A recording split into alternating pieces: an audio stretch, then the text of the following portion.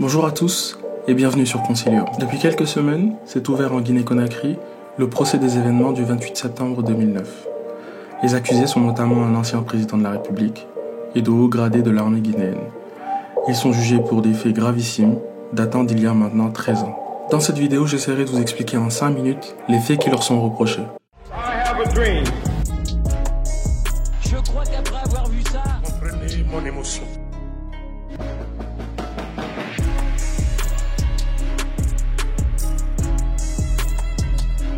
Pour comprendre les raisons du procès, un retour en arrière s'impose. Notre histoire commence le 22 décembre 2008. Ce jour-là, le temps s'arrête en Guinée. Le général Lansana Conté, qui dirige le pays depuis 24 ans, vient de rendre l'âme. Cette mort plonge le pays dans l'incertitude la plus totale. Mais à peine 2 jours plus tard, le capitaine Moussa Dadis Camara, accompagné d'un Conseil national pour la démocratie et le développement, s'empare du pouvoir au mépris de toute règle constitutionnelle. Hier chef des putschistes, le voilà aujourd'hui chef de l'État. Le capitaine Moussa Dadis Camara, ancien chef de la section carburant au service des armées, a donc pris du grade. Dès les premières heures du régime qu'il met en place, il fait de la lutte contre le trafic de drogue et contre la corruption son cheval de bataille.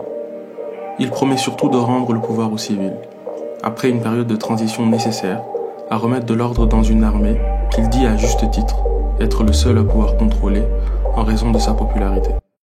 Mais Dadis, c'est avant tout un showman. Son style exubérant donne lieu à des scènes mythiques, volontairement retransmises en direct à la télévision guinéenne. Ces vidéos connaîtront même un succès sur internet et inspireront le film Le crocodile du Botswana de Fabrice Eboué. Tu parles comme ça, je te renvoie.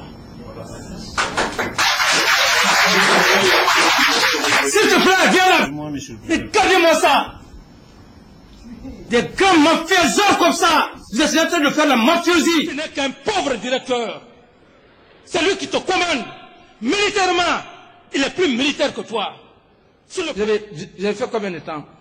28 ans. Il te reste 2 ans. Tu t'en iras à la retraite anticipée. Et vous? 27 ans. Tu t'en iras à la retraite anticipée. Le pouvoir lui va si bien que le président Dadis s'éloigne de sa promesse de départ. En effet, le capitaine envisage de se présenter aux élections qu'il prévoit d'organiser. Pour s'y opposer, l'opposition guinéenne décide d'organiser une manifestation, le 28 septembre 2009, dans le stade de Conakry. Bien qu'interdite par les autorités, cette manifestation rassemblera près de 50 000 personnes dès les premières heures de la matinée. Fous de rage, les militaires fidèles au capitaine Dadis Camara se rendent au stade avec des armes de guerre et tirent à balles réelles sur les manifestants, tuant ainsi près de 157 personnes et faisant des milliers de blessés. Mais celles qui auront payé le plus lourd tribut, ce sont les femmes. Une centaine d'entre elles seront violées ou mutilées génitalement par les mêmes forces de l'ordre. J'étais en train de courir et aussi les militaires, je ne sais pas qui m'a fusillé, que si c'est là. J'ai été violée au stade du 28 septembre, pleine journée. Acculé par la communauté internationale, Dadis nie d'abord le bilan, et surtout l'implication de son armée. Selon lui, il n'y a eu qu'une 50aine de morts en raison de bousculades. Surtout ce qui le préoccupe à cet instant, c'est sa future candidature, et il réitère le fait qu'il n'exclut pas de renier sa promesse initiale. Et pourquoi le peuple même dit aujourd'hui qu'il faudrait que le capitaine Dadis soit candidat? Vous avez vu tout de suite notre armée. Cette population a peur parce que même moi, si ce n'est pas la sagesse, si ce n'est pas que ces hommes ont du sentiment pour moi, cette armée, personne ne peut maîtriser cette armée. Les civils non plus ne peuvent pas maîtriser cette armée.